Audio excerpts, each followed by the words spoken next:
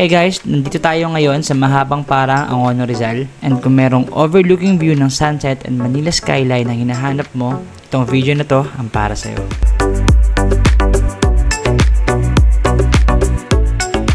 Hey guys, ngayon nandito tayo sa Paref Preschool, Rosel Antipolo, yan sa right side ko, and pupunta tayo ng Eastboro Place Phase 3. Yung Eastboro Place is part ng mahabang parang Angono Rizal, pero technically mas malapit siya sa Antipolo. So tuwing maga and tuwing hapon maraming naglalakad-lakad dito dahil aside sa maganda yung kalsada, maraming puno, napakaganda ng view. Yan, so mga 100 meters na lang nasa Eastboro Place na tayo. Now in regards sa location, ang pinakang malalapit na establishments is Vista Mall, Shopwise, SM Hypermarket, Rustans. So lahat yan is within 4 kilometers. And paglabas nyo ng Manuel L. Quezon Extension, napakalapit lang din ng Transfiguration Church, Antipolo Doctors Hospital, and yung mga pinakakilalang establishments like Jollibee and McDo. Sa school naman, una napakalapit ng Paref, and sa unahan niya merong public school, and kung sa San Beda naman, pwede nyo gamitin yung Havila Link Road ng PhilInvest. So kailangan nyo lang ng sticker para 15 minutes lang nasa San Beda na kayo.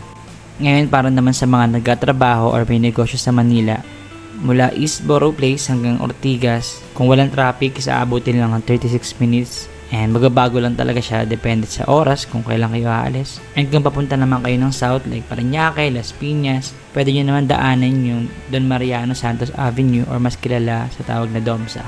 Ayan, so paangono siya, Floodway, then C6.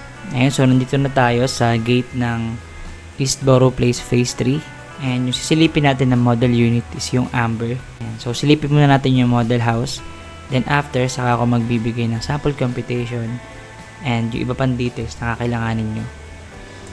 And guys, kung meron kayong request na property or specific na gusto nyong bahay, i-comment nyo lang sa baba para matulungan ko kayo. And pwede nyo rin pong i-check yung channel ko. So gumawa ako ng mga playlist na nakadepende sa prices and location para mabilis nyo mahanap yung hinahanap yung bahay. Yan. So ito yung isang model house, yung Solana. Nasa 8M siya and merong 4 bedroom and meron tayong separate video para dyan. So puntahan na natin yung Amber. So one of the good things na mapapansin nyo rito is yung project is medyo pababa ng konti. So halos lahat ng bahay talaga is merong overlooking view ng skyline and then Laguna Lake and then napakagandang sunset. So napuntahan ko to ng hapon, sobrang ganda talaga ng sunset. And sa mga pamilyar sa Havila by PhilInvest, kung makikita nyo sa baba, yan yung Havila. So mas mataas pa tong si Eastboro Place. And guys, so nandito na tayo sa Amber Model House. And kung makikita nyo yung damong part na to, dyan gagawin yung amenities ni Eastboro Place Phase 3. And guys, so kung may mga question kayo or may mga nami-miss out akong detail, please i-comment nyo lang po sa baba para sa mga next na video ko, maisama ko na siya. And salamat po sa mga nagsusubscribe sa akin, sa mga nakaka-appreciate ng video. Ayan, so kung may kamag-anak kayo abroad, pwede nyo rin po itong isend para makita rin nila and magkaroon sila ng idea sa mga property, especially dito sa Rizal. Ayan, so guys, ngayon house tour na muna tayo and mamaya ibibigay ko lahat ng details na kailangan nyo.